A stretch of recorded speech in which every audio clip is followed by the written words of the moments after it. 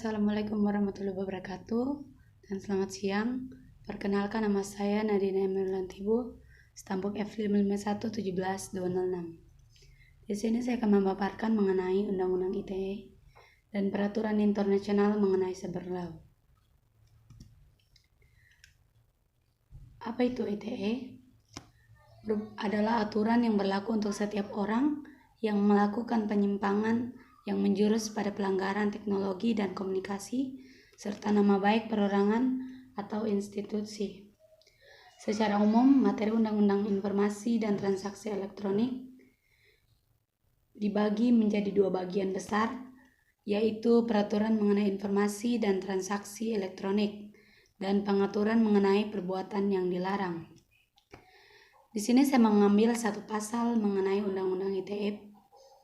Pasal 28 ayat 2 menyatakan setiap orang dengan sengaja dan tanpa hak menyebarkan informasi yang ditujukan untuk menimbulkan rasa kebencian atau permusuhan individu dan atau kelompok masyarakat tertentu berdasarkan atas suku, agama, ras, dan antar golongan atau dalam unsur sara. Tujuan pasal ini adalah mencegah terjadinya permusuhan, kerusuhan, atau bahkan perpecahan yang didasarkan pada sara akibat informasi negatif yang bersifat provokatif. Isu sara dalam pandangan masyarakat merupakan isu yang cukup sensitif. Oleh karena itu, pasal ini diatur dalam delik formil dan bukan delik material. Contoh penerapannya adalah apabila seorang menuliskan status dalam jejaring sosial informasi yang berisi provokasi terhadap suku atau agama tertentu dengan maksud menghasut masyarakat untuk membenci atau melakukan anarki terhadap kelompok tertentu, maka pasal 28 ayat Undang-Undang ITE ini secara langsung dapat dipergunakan oleh aparat penegak hukum. Selanjutnya di sini ada kasus yang pernah melanggar Undang-Undang ITE pasal 28 ayat 2. Majelis Hakim Pengadilan Negeri Denpasar menjatuhkan vonis 1 tahun 2 bulan penjara kepada IGD Ari Astinia alias Jerins dalam kasus ujaran kebencian EDE Kasung WHO. Vonis hakim lebih ringan dari tuntutan jaksa penuntut umum yakni 3 tahun penjara.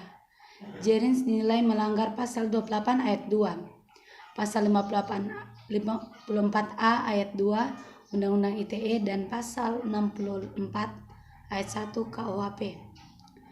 Yang kedua ada kasus Haikal diduga melakukan penyebaran berita bohong dan penodaan agama yang menyebabkan keonaran dan rasa kebencian pasal 8 ayat 2 Undang-Undang ITE dan atau pasal 156 huruf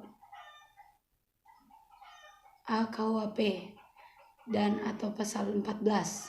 Pasal 15 Undang-Undang Nomor 1 Tahun 1946 tentang Peraturan Hukum Pidana. Di sini ada peraturan internasional.